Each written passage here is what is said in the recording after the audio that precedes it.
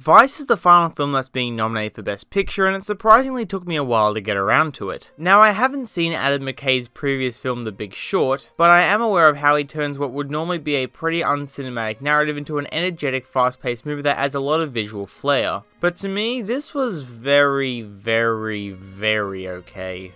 The best part of the movie is Christian Bale as Dick Cheney, which is one of the best performances of the year. He completely transforms himself into the former vice president with not only some of the most insane makeup and prosthetics on the same page as Gary Oldman in The Darkest Hour, but also the way he replicates not only Cheney's vocal patterns but his physical mannerisms as well. This shows that Bale really put all his effort into successfully pulling off this role, and it paid off big time. But just like Melissa McCarthy in Can You Ever Forgive Me and Rami Malek in Bohemian Rhapsody, he completely undermines everybody around him. Amy Adams is pretty good and has a few well-acted moments, but Steve Carell and Sam Rockwell, though funny at times, didn't really embody their characters and just felt like they were playing themselves. Alison Pill, who plays Cheney's daughter, is awful in this film. There's a scene where she's crying and it's one of the most unintentionally funny things ever, and all the supporting actors are very forgettable. And I believe this is the case because of the editing. The structure is all over the place.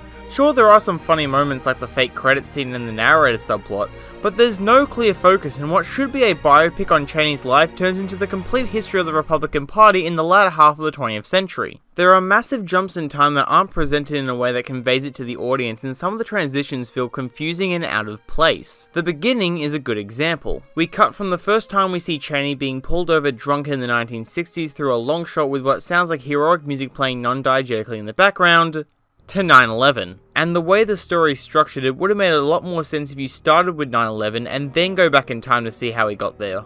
And comparing it to the nominations for the Best Editing category, I'm very afraid it might win just because of its fast pace. I did like the music used in the film, as it was a mixture of orchestral and big band jazz, even if there were some parts where the music seemed out of place or didn't fit the tone of the scene.